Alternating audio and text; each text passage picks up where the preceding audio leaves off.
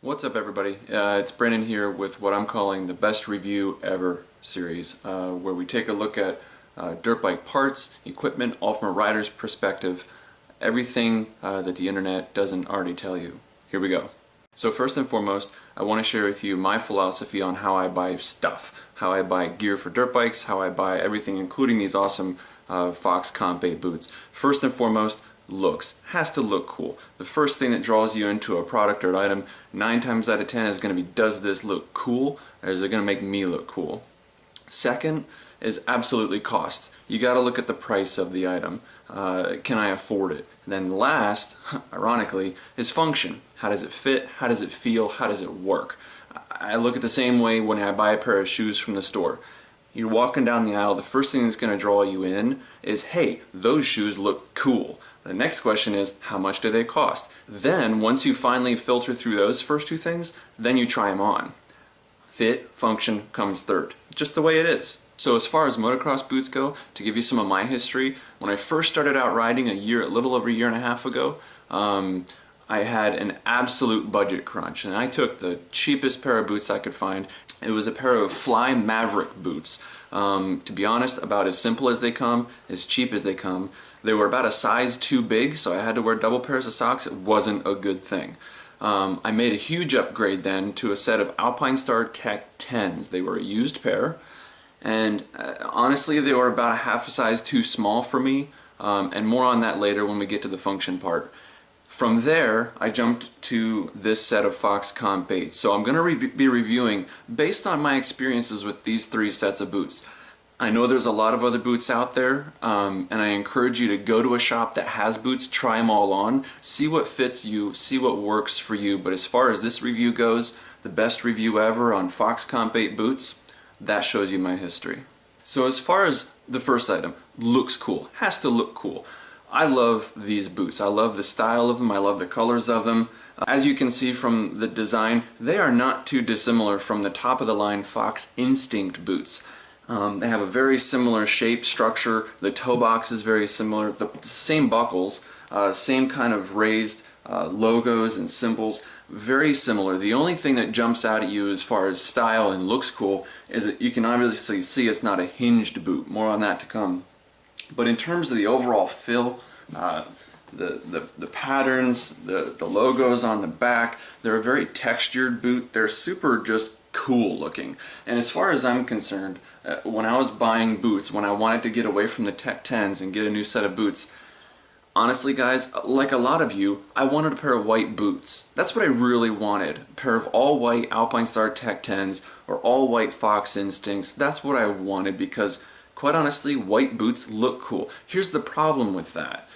They get dirty quick. I mean, here in Florida there's a lot of clay tracks, a lot of red sand tracks. White boots don't stay white for very long.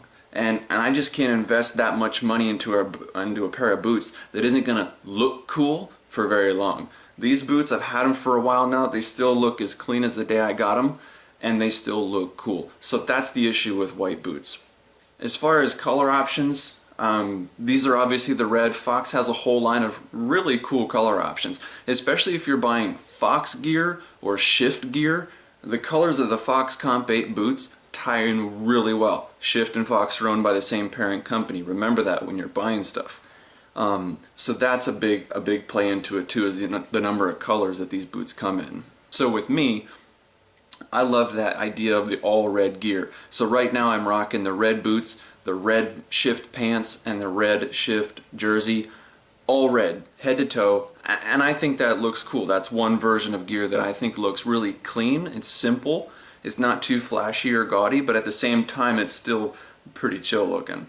And like I said about the white boots, these stay looking clean. After every ride, I wash them down right alongside with the bike. Soap and water, a little bristle brush to just kind of rub over the things and get into all the spots. These things still look just as new as they did right off the showroom floor. There's a little bit of discoloration on the inside from rubbing on the aluminum frame, but man, these things look sharp. The last thing I want to do, like I said, is get a pair of boots and 3 rides in, they look like junk. that would just annoy me to throw that much money away. So as far as look cool, man, for me, these boots did it. The next question is, can I afford them? When I was going through the whole redesign of my gear set, I needed to make sure that I could actually afford boots. Boots are obviously the most expensive part of a gear set. I was looking online. I do a lot of shopping on eBay, Amazon, RockyMountainATVMC. Those are my 3 big hits, and I found this pair of boots on eBay for, I think it was $180. It was shipped. It was a leftover set on a showroom floor. They had never been worn. I think they were a display model even. And the guy was willing to give them to me for cheap. He had them listed at $200 or best offer. I gave him a best offer of $180 and he took it. So in terms of affordability, when you're comparing that to a set of Instincts that are going to run you $330 and up, really good deal. When you're comparing that to a set of Alpinestar Tech 10s that are going to start at $500 and go up from there, amazing deal. I could get 2 or 3 pairs of these boots in different color waves and different styles and be rocking for the price of one set of Tech 10s. So this was really good for the money. I do want to take a moment and say, when you go down the line in Fox, down to the Fox Comp 5s, that's a totally different world. Those boots are a totally different structure. They're a different color set. They're different in the support of the ankle. Totally different boot. If you're riding motocross and you think you want Comp 5s, go to a shop and try them on. You'll realize that they're like wearing a slipper. They feel great, but there's hardly any support. So price, bang for the buck. Really, even to get a pair of Alpinestar Tech 7s, you'd be hard pressed to get them for the price you can find for these boots here. Just this morning I did some searching online and I found Comp 8s, brand new, in the $200 range pretty easily. So you can even find them lower on the internet if you have specialty sizes. But yeah, you can find these boots for the 200 mark or below without even breaking a sweat. eBay is usually your best bet for that, but also check Amazon and places like Rocky Mountain ATV. So I've realized that I love the look, and I've realized that I can afford them. They're super affordable.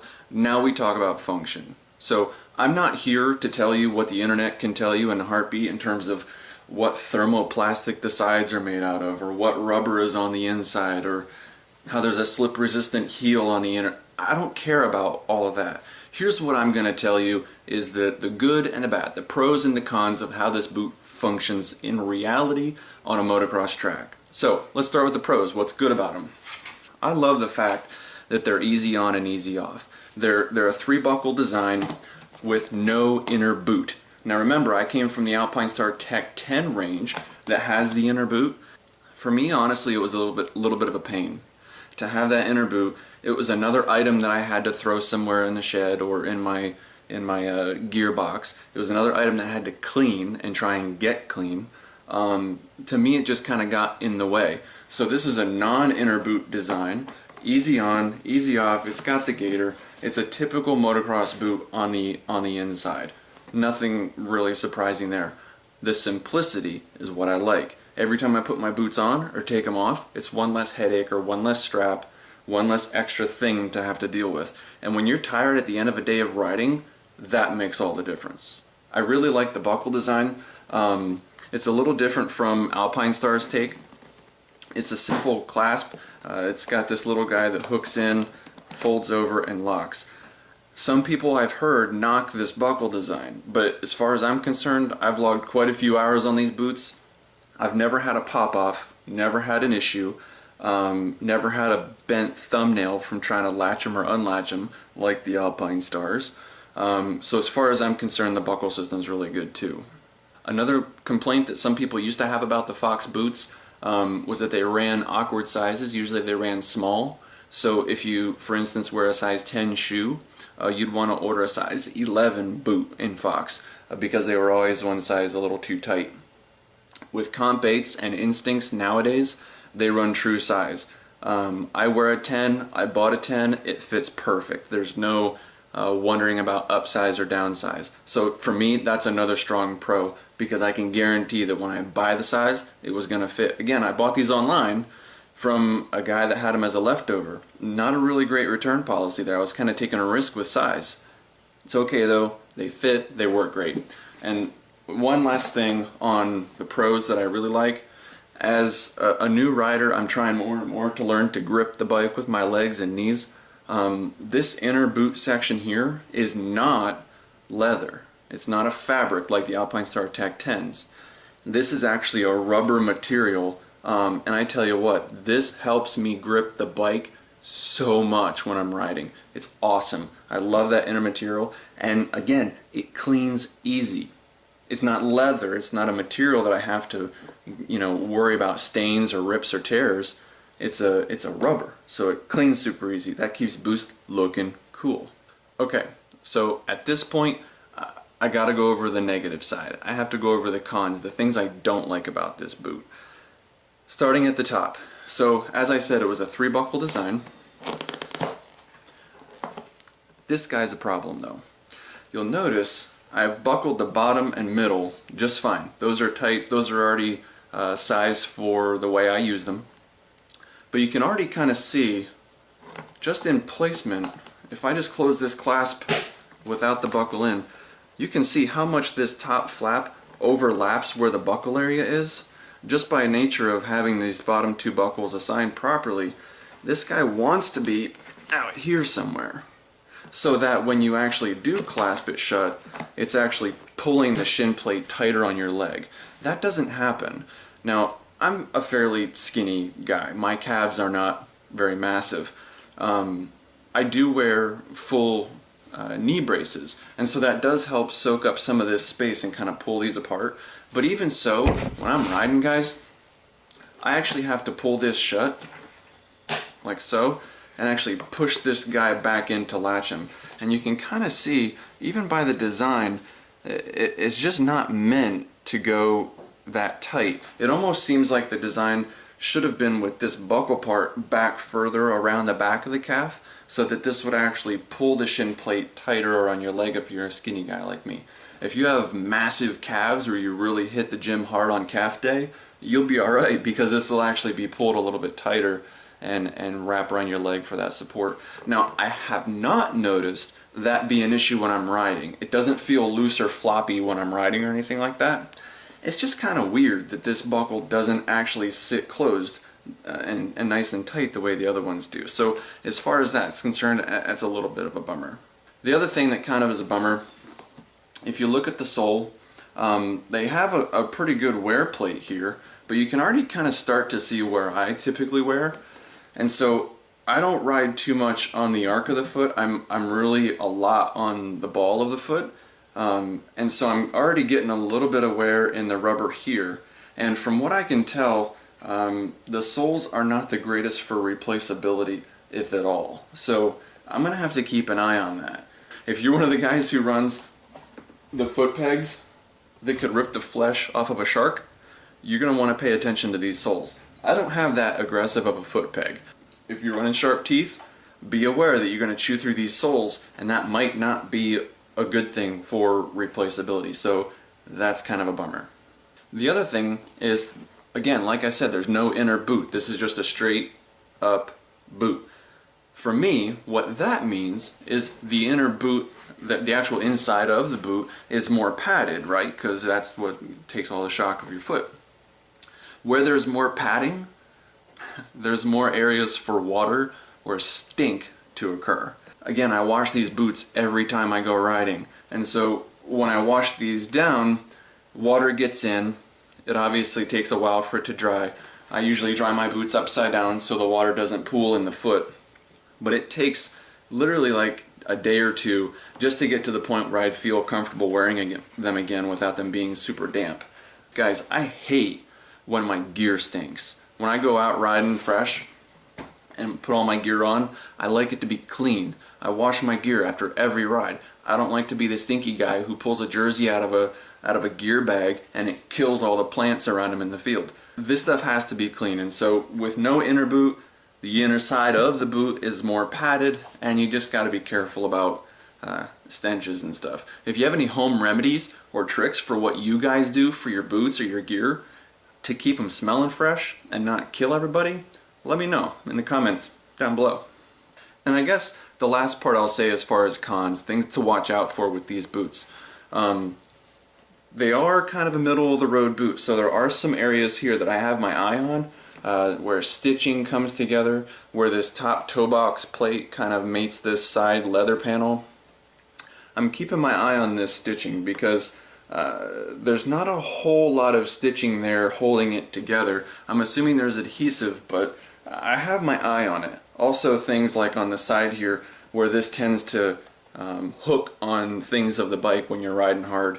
So far so good, and like I said, I've had about half a dozen rides on these and no issues yet. If you're a strong woods rider where you're always ripping through logs and trees and you're always batting off branches off your legs, you're going to want to be really careful with a boot like this, because while yes, it does have a lot of good protection on the shin and toe box area, there's also a lot of opportunities for rips and tears and threads to come undone. So I think you're going to get that with pretty much any boot though, but just because the possibility is there, I wanted to mention it to you guys.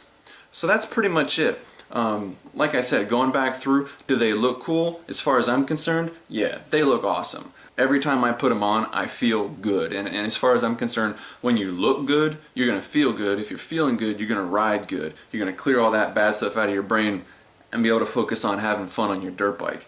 Affordability, for what they are, oh my goodness, yes. They are well worth the money, guys. If you're going to spend over $100 on a pair of boots, which is pretty much a guarantee, I think it's a no-brainer to go up to the 180, 160, maybe even 200 mark and get yourself a pair of comp 8s. Otherwise, you're going to be looking in the 300 range for a pair of Tech 7s or the equivalent Garnets. Or you're spending basically a house mortgage to get a pair of boots that you're going to go ride in the dirt. If that's your thing, rock on. But if you're like me and you want to save a couple bucks and put that money into other gear or other parts for your dirt bike, the Fox Comp 8s are the way to go. Pros and cons, it goes back and forth, guys. There's a lot of things I liked about the Tech 10s. There's a lot of things I like about the Comp 8s. I'm very happy with the purchase. I'm very happy with the decision I made. So hopefully this has given you guys some ideas to consider. If you're looking at these types of boots, the Fox Comp 8s, I gotta give it to them. It's a good boot. So hopefully this has been helpful, guys. If you like this kind of a video, if you like this idea of reviewing products, leave a comment in the section down below. Let me know your thoughts. Do you have Comp 8s? Have you ever looked at them or tried them on? What are your thoughts on the boots? Give me the pros and cons of whatever boot you're running right now. Go look in your closet. What boots do you have? Okay, now write in the comment section what you like and don't like about them. Let me know. I'd love to get your feedback and thoughts. But like I said, thanks for watching, guys. I appreciate it. Make sure that you take a moment just to subscribe to the channel. Get caught up with all the videos and more videos like this to come. I have a whole lot of things that I'd like to share with you guys. This basic breakdown of does it look cool, can I afford it, and does it function well? Things from goggles to helmets to the knee braces that I wear, even to the camera that this video is being recorded on, which is the same camera that I run on the side of my helmet for all my dirt bike videos. I'd love to share that with you guys, so be sure to check back to the channel often. If not, subscribe. Seriously, subscribe right now. The little red button down there. Subscribe. So thanks for watching, guys. Hope you have a great day, and we'll see you out on the track.